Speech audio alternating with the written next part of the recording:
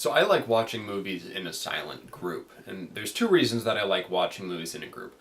One is because you get some sort of atmosphere. You know, if it's a funny movie, people are laughing. If it's a sad movie, people are crying. And doing that in a group, it just feels more natural than doing it by yourself. I don't know if you've ever watched a really, really funny movie alone and been like laughing hysterically in an empty room.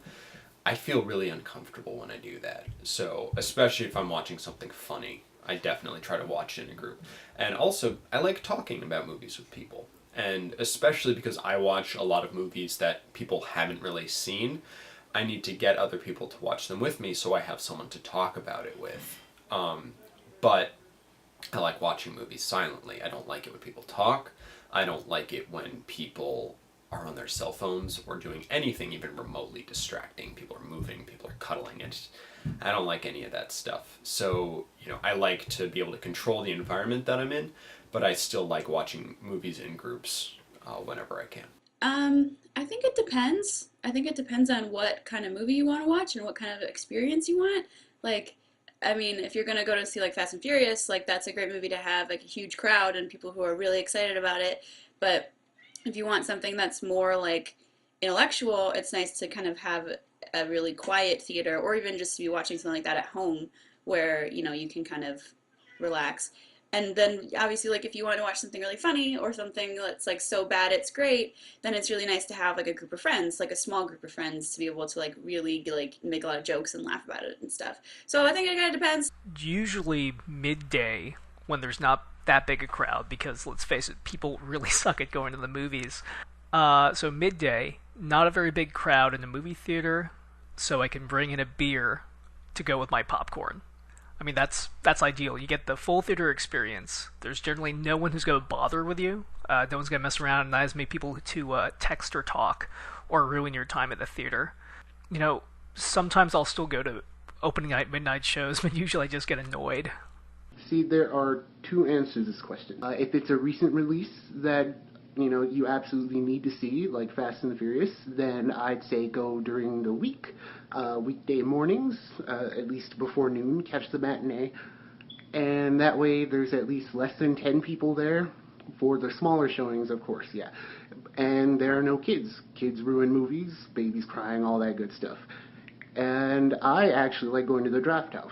There's no phones, no kids, and everybody just shuts the hell up. The second answer is due to the invention of Twitter, I recently started liking live tweeting movies that I bought on Blu-ray, home video, or I'm watching on Netflix. And that's pretty fun, sharing your experiences with everyone.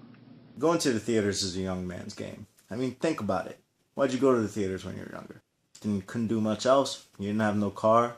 Had nowhere else accessible to you. Couldn't drink. So you would go to the theaters with your friends, kill time, or take a girl out and hope to get to first, second, third, maybe fourth if you're disgusting like me.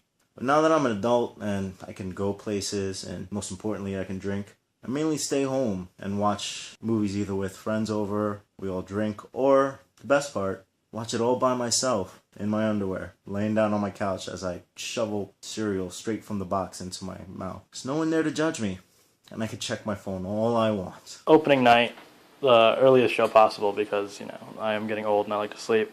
But me and my buddy Pat will go to every midnight and get seats right up at the bar. If you've been to an AMC, you probably know what I'm talking about. Not the front, but, close enough that we can almost touch the picture. But yeah, there's usually it's a mixed crowd depending on when we go, but I get to see it before anybody else does, and that's the way I like it. So I would have to say it's in a theater, which is pretty obvious because that's where movies are meant to be seen. You don't have to watch every movie in a theater, but a theater experience pretty much makes it better all around.